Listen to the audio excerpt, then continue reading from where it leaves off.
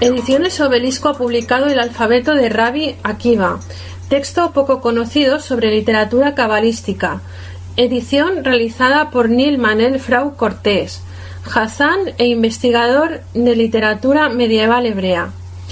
Esta obra representa una gran complejidad que a continuación trataremos con el propio autor. Buenas tardes, Neil, gracias por recibirnos. Neil, como hemos dicho al principio, es una obra que debe alberga muchísima complejidad ya solo por el mero hecho de tratarse de temas cabalísticos. Para situar un poco a los oyentes de Radio Sefarad, primero nos gustaría empezar por qué escogiste editar esta obra, el alfabeto de Rabbi Akiva. Siempre he sentido fascinación por la literatura hebrea medieval. Mi doctorado es en literatura hebrea medieval y me interesan particularmente los textos místicos. He pensado que es una pena que un texto tan sugerente y tan lleno de anécdotas como el alfabeto de Rabbi Akiva no estuviera disponible en una traducción divulgativa en español. Así que es un proyecto que decidí que era interesante y lo empecé a trabajar hace un tiempo.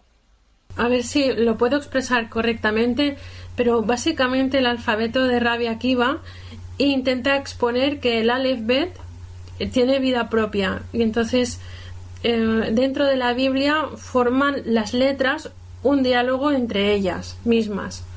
Sí, las letras en el judaísmo y particularmente en este midrash exegético cabalístico llamado el alfabeto de Rabbi Akiva, las letras tienen un poder simbólico y tienen una personalidad única, muy a menudo derivada de su nombre y de palabras que se escriben con aquella letra determinada. Las letras se combinan, forman nuevas realidades gracias a su poder e incluso las letras tienen personalidad, se discuten entre ellas, argumentan con Dios y le discuten cosas. Por ejemplo, mira, te doy un ejemplo, la Yud, que es la más pequeña de las letras, casi una coma, aún así es poderosa porque es la primera letra del tetragramatón, del Shema Mefoash de Dios, el nombre inefable. Pero también es mala, tiene un sentido negativo porque es la inicial de Yetzer Hara, de la mala inclinación.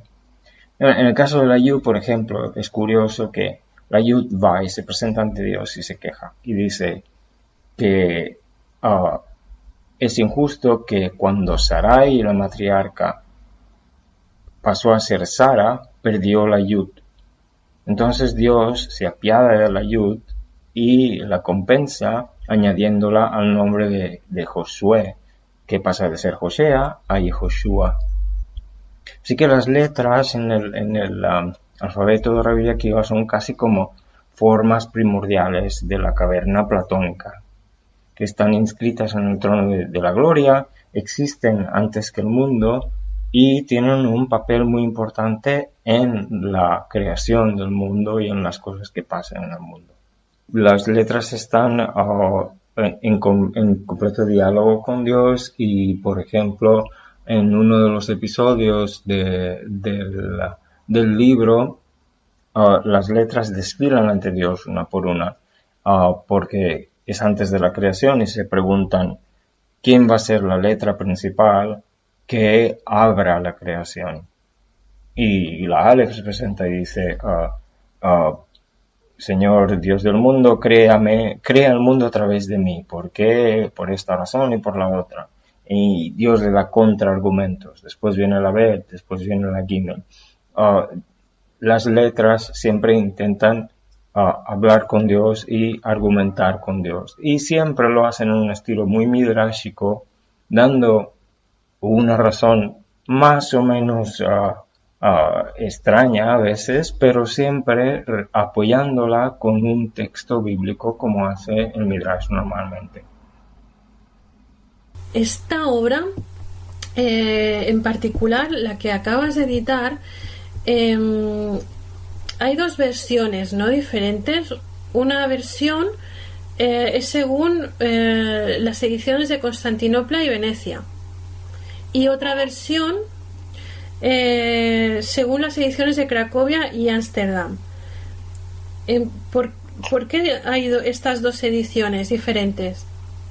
Bueno, en realidad hay diversas ediciones, más de dos, pero dos de ellas son las más importantes.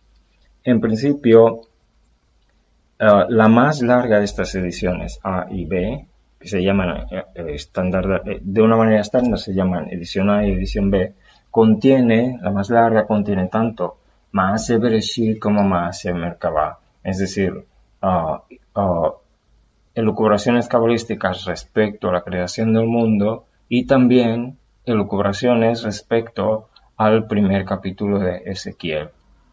En general, todo el mundo se basa más en la edición más popular y estándar, que es la de Margaliot de 1953, porque añadió muchísimos manuscritos inéditos.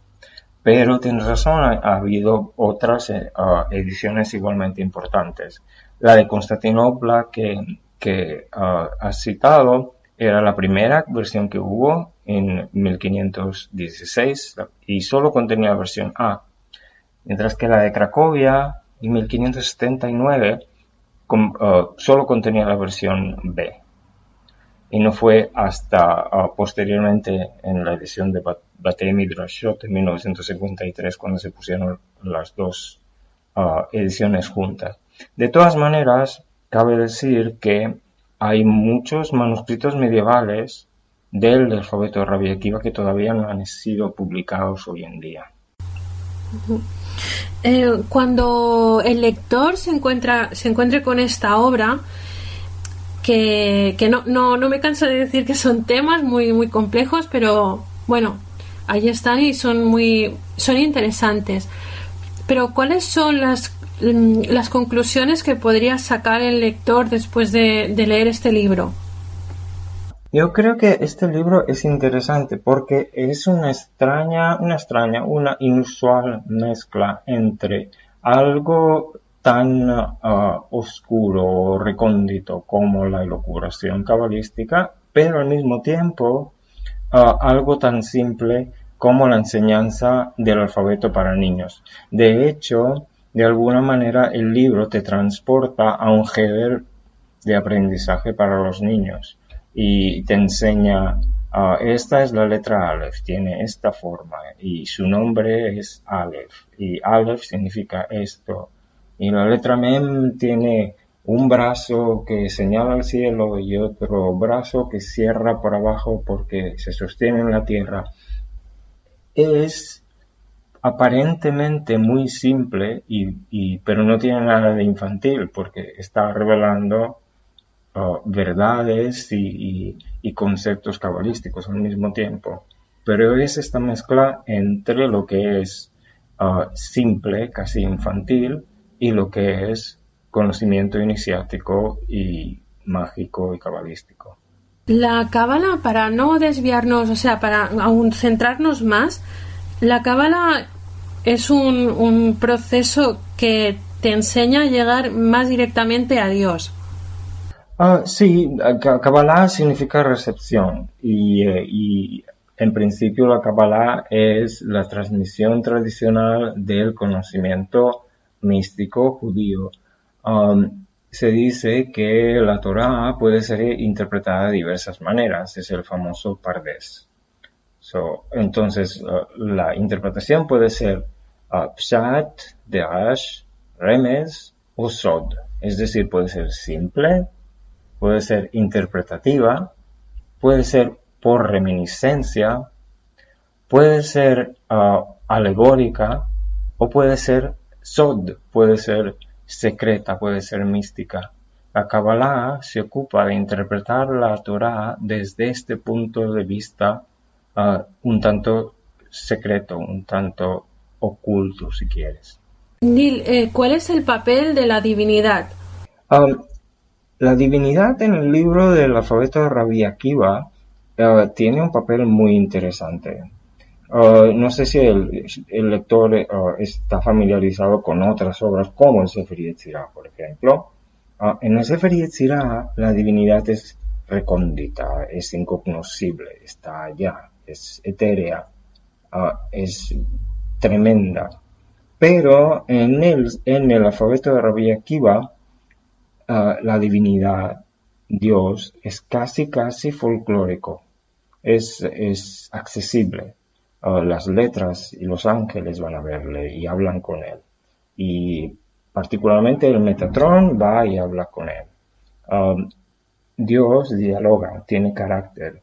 Está excelso, pero está en diálogo. Incluso a veces se deja convencer por el Metatron o por las propias letras. De alguna manera, sin dejar de ser un texto muy elevado y muy serio, el papel de la divinidad en el alfabeto de Rabbi Akiva es un poco más legendario, no necesariamente tan abstracto como otros libros de Kabbalah. Nil Manel, te damos las gracias entonces por habernos introducido a esta edición que acabas de traducir y editar recientemente por Ediciones Obelisco, y por habernos explicado la complejidad que puede albergar este texto. Gracias a ustedes, es un placer y espero verles y oírles en otra ocasión. Por supuesto. Gracias, Nil Manel. Hasta pronto. Hasta luego.